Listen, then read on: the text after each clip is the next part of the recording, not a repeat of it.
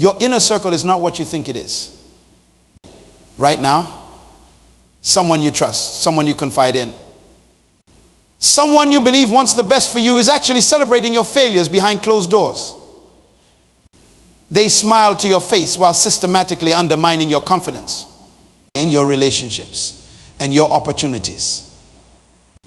This person has mastered the art of disguising their resentment as concern, their sabotage as help, their criticism as honesty. And the most dangerous part, you've given them the exact access they need to derail your purpose. Simply because you haven't recognized the signs that have been right in front of you all along. The people closest to you have the greatest power to elevate or destroy your vision, and some have already chosen destruction. The greatest tragedy in life is not death. The greatest tragedy is to be alive and not know why. Similarly, the second greatest tragedy is to be surrounded by people you trust while being blind to those who secretly wish for your downfall, your success, your growth. Your vision depends greatly on recognizing who truly stands with you and who stands against you. I want to talk to you today about something that affects every single person in this room. Something that many of us sense but few have the courage to address. Have you ever felt that strange tension when certain people enter the room?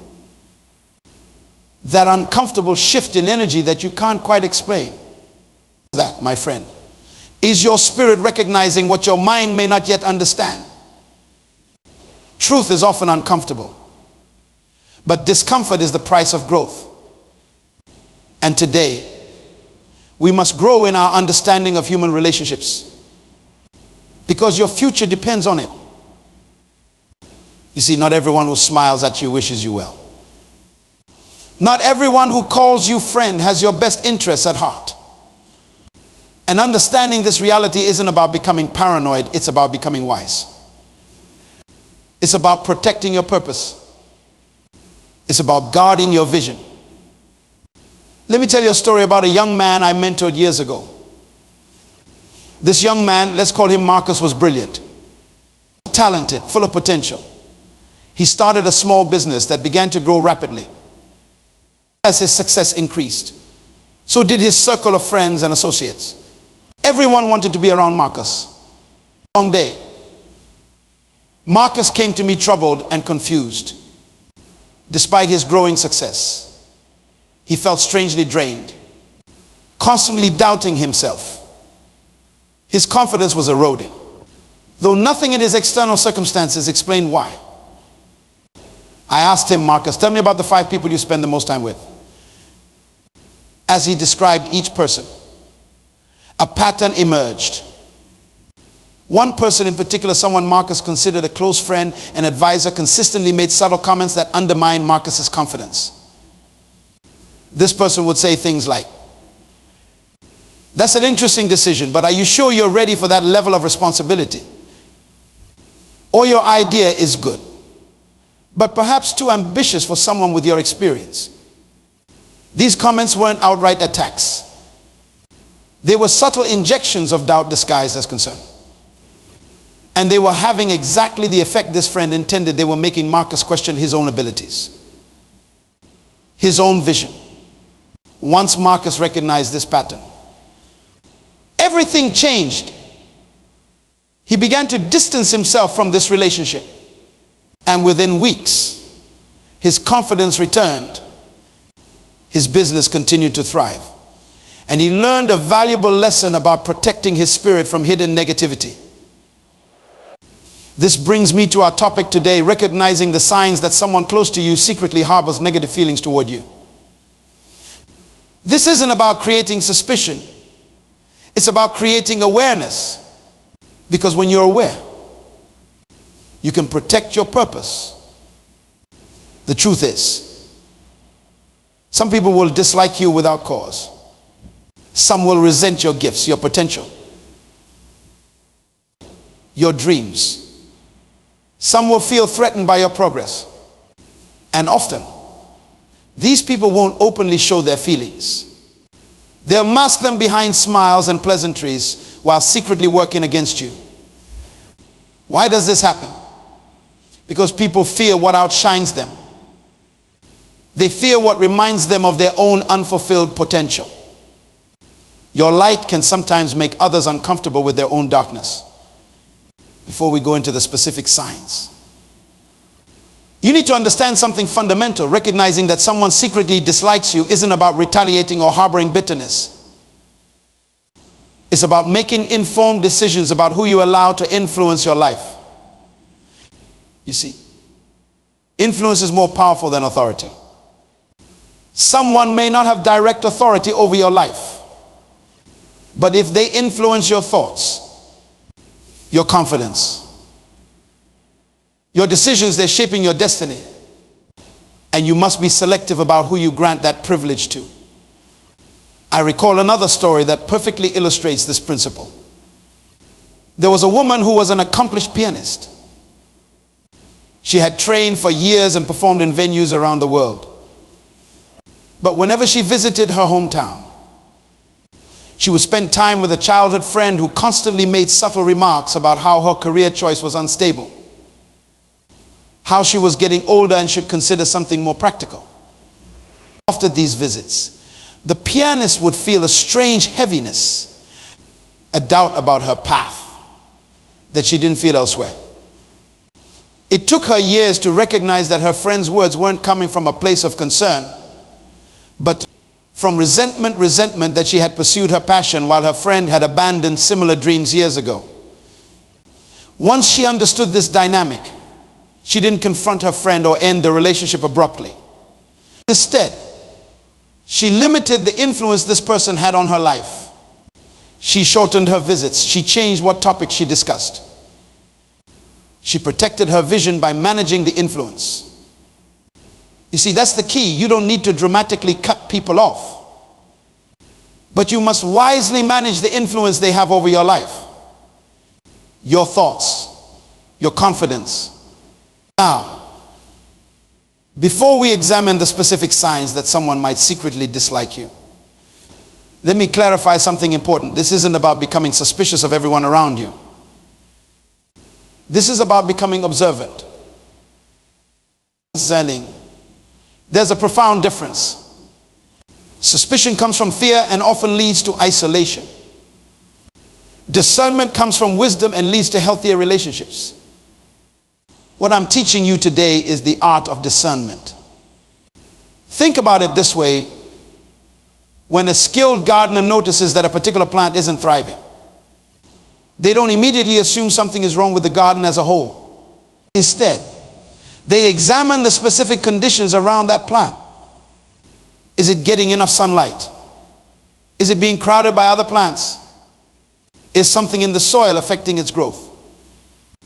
In the same way, when you notice that a relationship seems to drain rather than energize you, when you sense tension or inconsistency in someone's behavior toward you, you're not being paranoid, you're being perceptive. You're noticing patterns that need your attention. And just as the gardener doesn't rip out the entire garden because of one struggling plant, you don't need to dismantle all your relationships because some may contain elements of negativity. Instead, you need to understand what's happening so you can respond wisely. The first step in this process is awareness. You must learn to trust that inner voice that senses when something isn't right in a relationship. That voice isn't irrational fear. It's your spirit's intelligence warning you that something requires your attention. Many of us have been taught to ignore that voice. We've been told it's impolite or judgmental to question others' motives. But I'm telling you today that discernment isn't judgment, it's wisdom. And wisdom is essential for protecting your purpose. As we prepare to examine the 8 specific signs that someone close to you might secretly harbor negative feelings toward you, I want you to approach this information with an open mind and a guarded heart, open to truth, but guarded against allowing any revelation to make you bitter or resentful. Because the goal isn't to catalog enemies, but to cultivate authentic relationships. The goal isn't to become paranoid, but to become wise.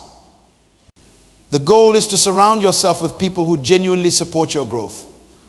The Your vision, your purpose, because your purpose is too important to be undermined by hidden negativity. Remember, your environment will either inspire you or expire you.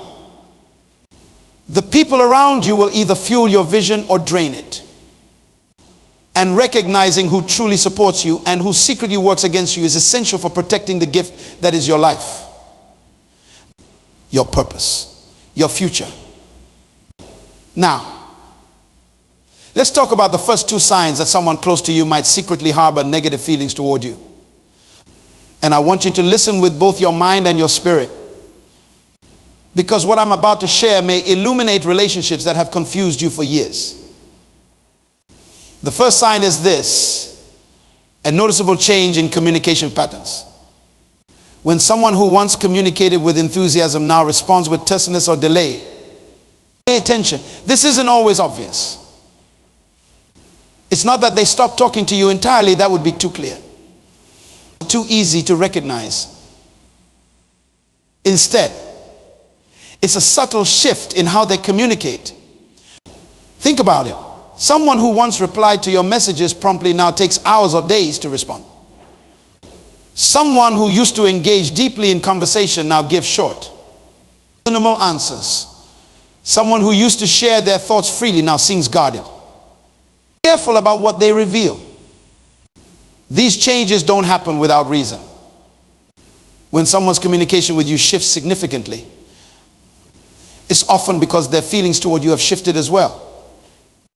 I remember counseling a couple of business partners who had been friends for years before starting their company together. One partner noticed that the other had begun responding to his ideas with increasing brevity. Conversations that used to flow easily became strained. Emails that used to receive thoughtful responses now got quick, punctual replies. The first partner assumed his colleague was simply busy, preoccupied with other aspects of the business.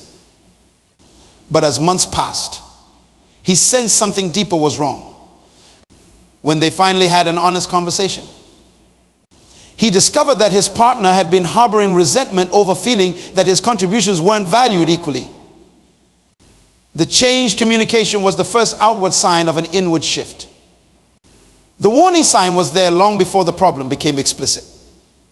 This applies to all relationships, professional, personal, family. When someone's communication pattern with you changes significantly, it often reflects a changed heart toward you. Now, this doesn't mean every delayed text message indicates hidden hatred. Life happens. People get busy. But consistent, unexplained changes in how someone communicates with you deserve your attention. Pay special attention to inconsistency when someone communicates differently with you than do with others.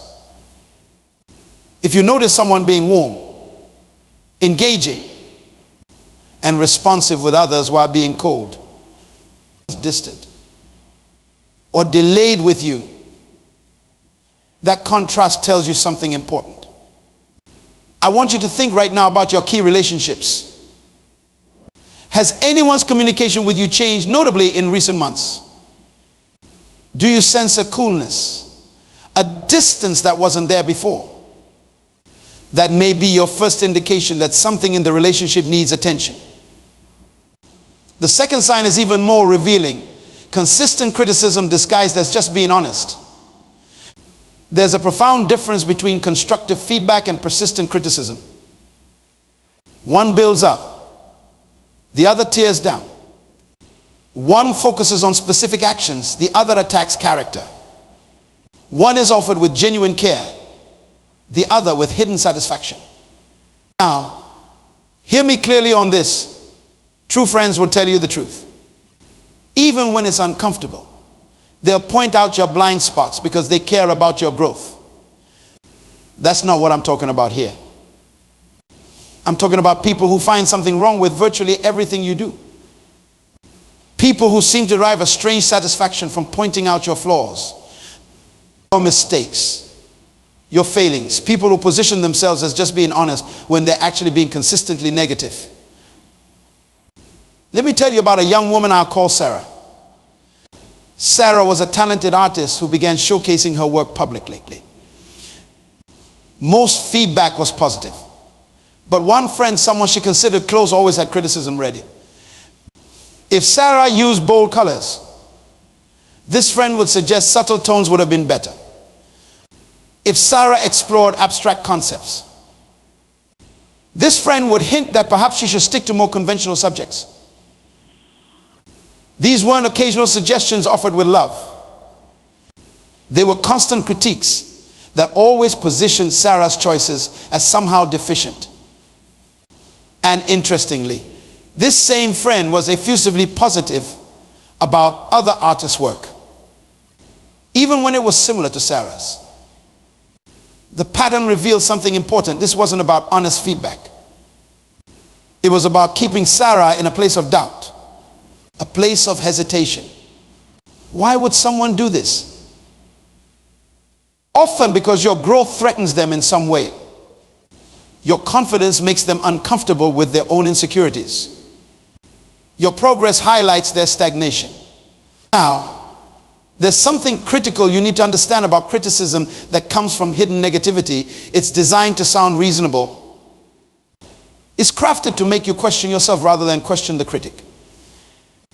That's what makes it so dangerous and so effective. True constructive feedback empowers you. Criticism born from hidden dislike disempowers you. One points toward improvement, the other aims to maintain the status quo or even to diminish you. How can you tell the difference? Look for these patterns. Does the criticism come with specific, actionable suggestions? Or is it vague in general? Does the person seem genuinely happy when you succeed despite their concerns? Do they criticize you privately but praise others publicly for similar things? Is there a sense of satisfaction or pleasure behind their honesty? I worked with a man whose colleague constantly criticized his public speaking. Every presentation, every meeting, this colleague would pull him aside afterward with helpful feedback. But there was something unsettling about it.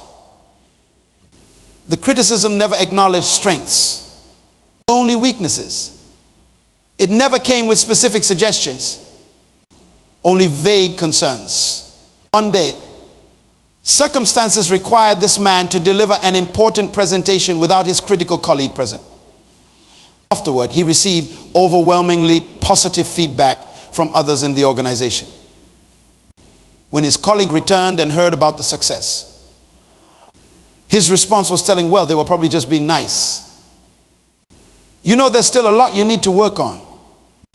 That moment revealed everything. Someone who genuinely cares about your growth celebrates your success.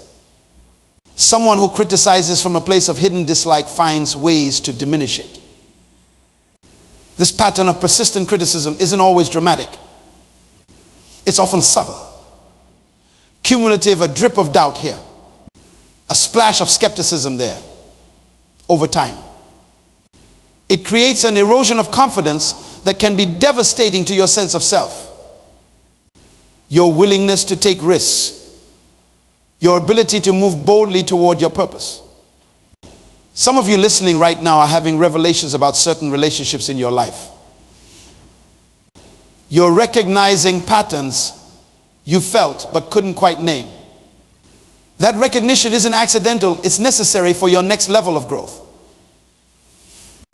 Because when you can identify these patterns, you can begin to protect your spirit from their impact.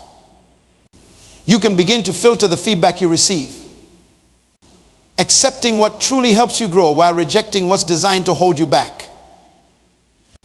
Remember this. Not all input deserves equal weight in your life. Some voices should be amplified, others should be muted. And knowing which is which requires discernment.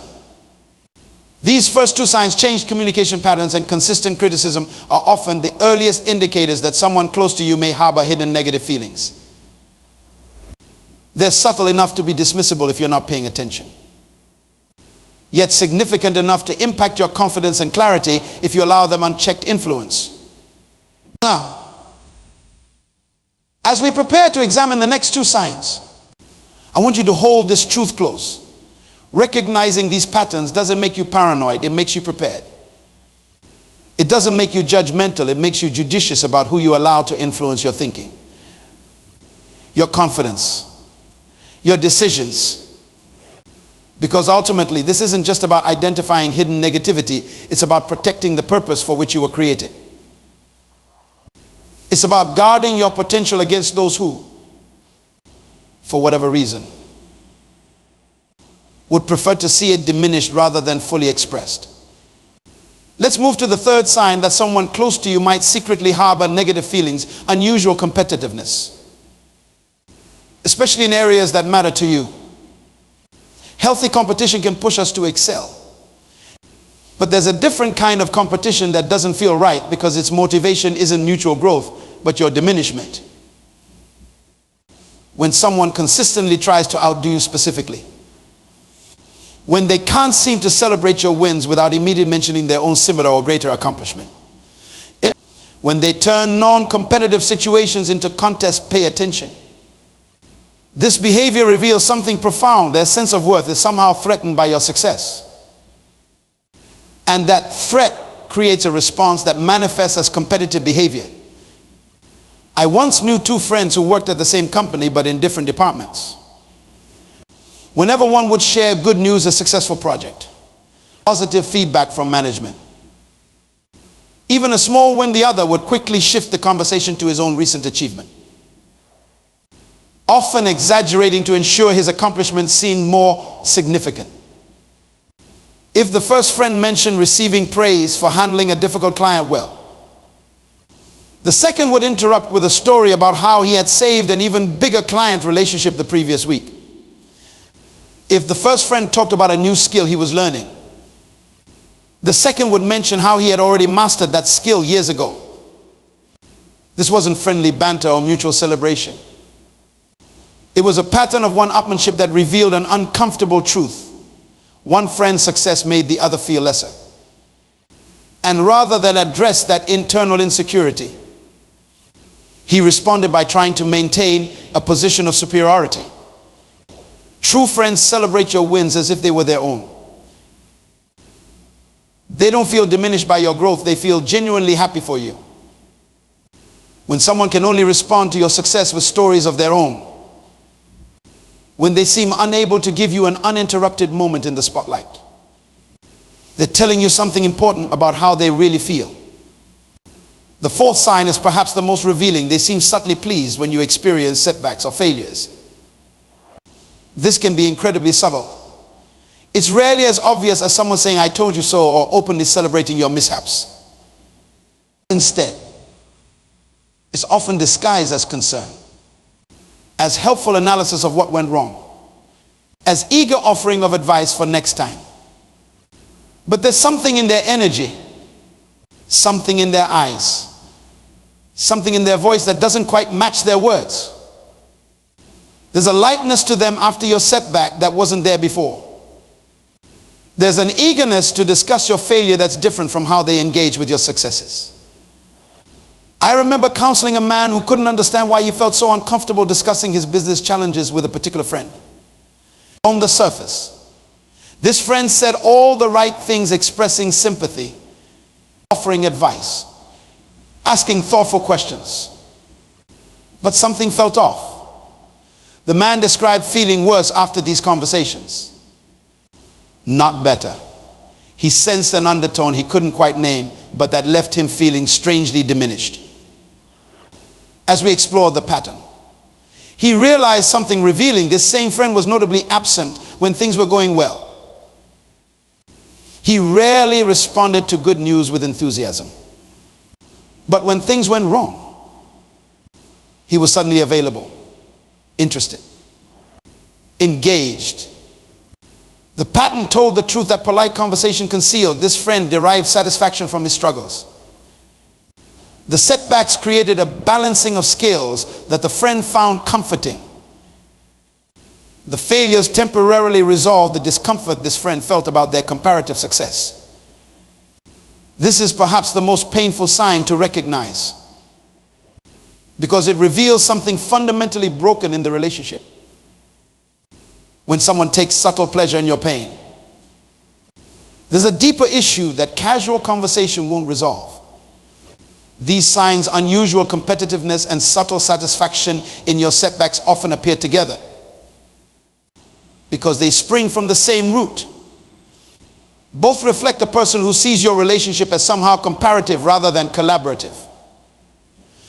Both indicate someone who measures themselves against you rather than alongside you. And both require the same response from you, a careful reassessment of how much influence this person should have in your life. How much of your truth you share with them. How much access they have to your vulnerable moments. Because someone who secretly gains satisfaction from your stumbles cannot be trusted with your dreams. Someone who feels threatened by your success cannot guide you toward your fullest potential. This doesn't mean you need to create conflict or dramatic confrontation. It simply means you need to recognize the reality of the relationship and adjust accordingly. Protecting your spirit and your purpose from influences that would diminish rather than enhance them. The fifth sign that someone close to you might secretly harbor negative feelings is strategic information withholding. This is when someone consistently fails to share information that would benefit you, especially when they had clear opportunity to do so. Information is power, and withholding useful information is a passive form of sabotage that's particularly difficult to confront because it's defined by absence rather than presence. I didn't know you needed that information. It didn't occur to me to mention it. I assumed you already knew. These are the common defenses. And they make this behavior especially troubling because it creates a situation where you begin to doubt your own perceptions. You wonder if you're being paranoid, overly sensitive, reading too much into honest oversight. But patterns tell the truth. When someone repeatedly fails to share information that would help you about an opportunity, about a problem, about something said behind your back while readily sharing other types of information, pay attention. I work with a talented young professional whose colleague never informed him about important meetings until the last minute, leaving him poorly prepared compared to others. This same colleague freely shared other workplace news and updates. The selective withholding created exactly the intended effect. It positioned the young professional at a disadvantage while maintaining plausible deniability about the intention. Remember, what happens consistently happens intentionally. Multiple oversights that follow a pattern are sending you a message about the relationship if you're willing to receive it. The sixth sign builds on this. They undermine your other relationships through selective information sharing. This behavior is particularly destructive because it affects not just your relationship with the person in question, but your entire social or professional ecosystem. It works like this. Someone who secretly harbors negative feelings toward you begins planting small seeds of doubt about you in your other relationships. They share unflattering stories about you, emphasize your mistakes when you're not present to provide context, or subtly question your motives, reliability, or character to others in your circle. This is rarely done overtly. Instead, it's couched in concern. I'm worried about how Thomas handled that client. Or in casual observation, have you noticed how Maria always makes everything about herself? These comments, when scattered strategically across your social or professional network, create a subtle shift in how others perceive you. And because they come from someone presumed to be your ally, they carry special weight. I once counseled a business owner who couldn't understand why her previously warm relationships with several vendors had cooled. She later discovered that her operations manager had been systematically undermining her reputation, suggesting to vendors that she was difficult to work with and financially unstable, neither of which was true. This behavior is particularly damaging because it creates distance in multiple relationships simultaneously,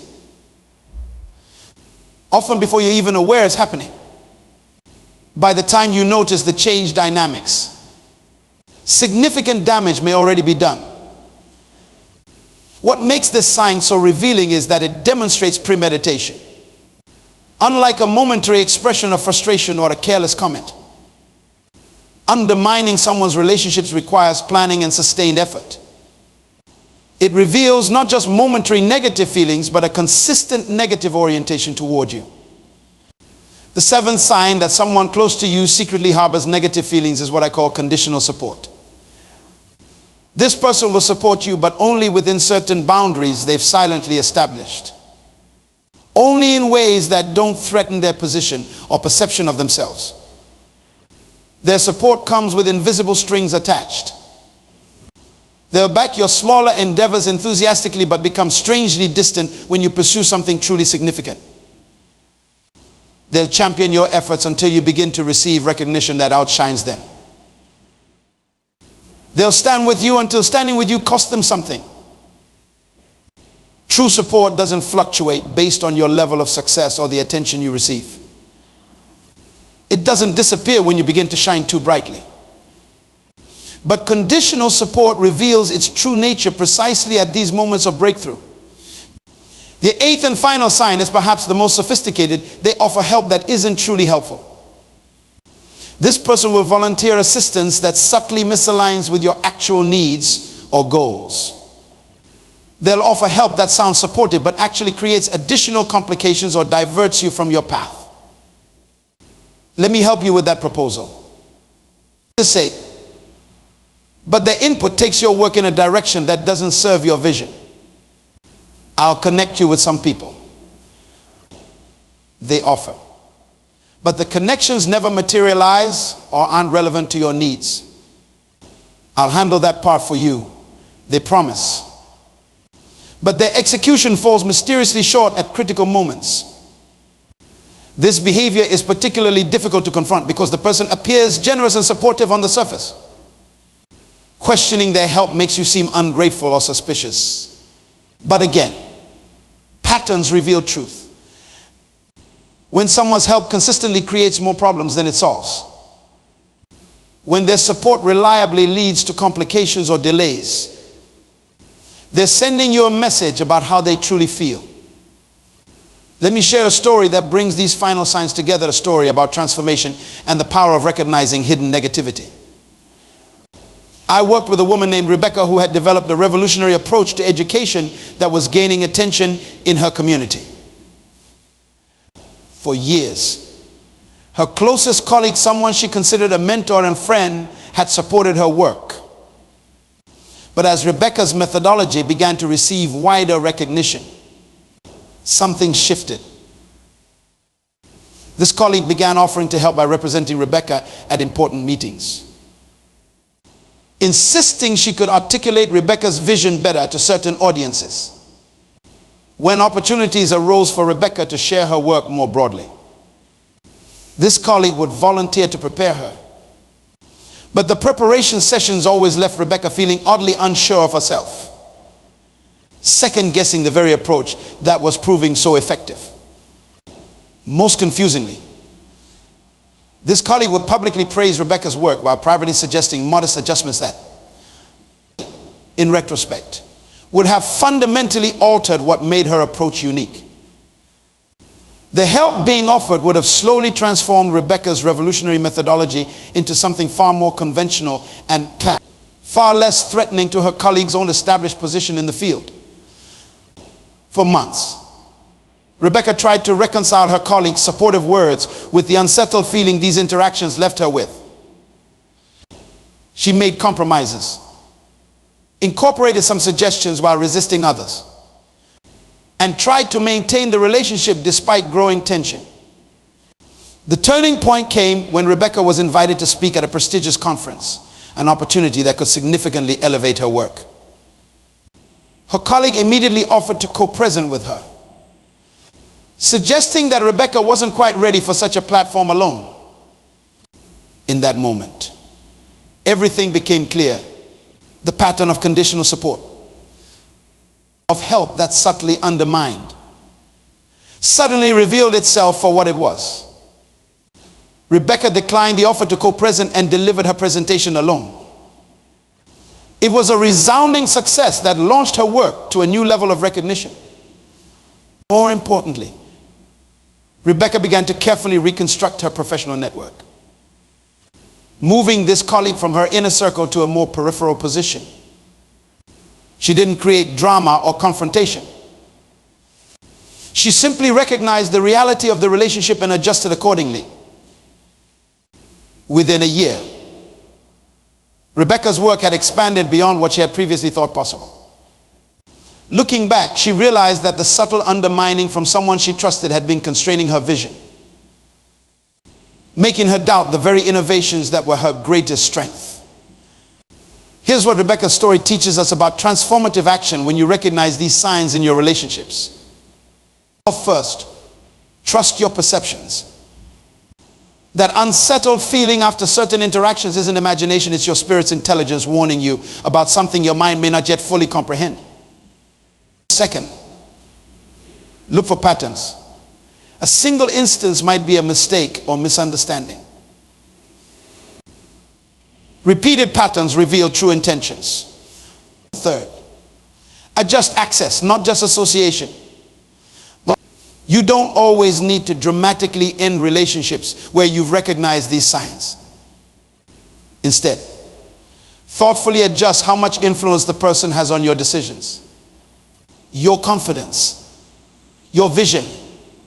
Fourth, focus on your purpose, not the problem. When you recognize hidden negativity, channel your energy not into confrontation but into pursuing your vision with renewed clarity and determination. Surround yourself with genuine supporters. The antidote to hidden negativity isn't isolation but authentic connection with people who truly celebrate your growth. When you apply these principles, something remarkable happens. The very relationships that once limited you lose their power. The subtle negativity that once eroded your confidence no longer reaches you. And you find yourself moving toward your purpose with a freedom and certainty that transforms not just your future, but the futures of all you're called to impact.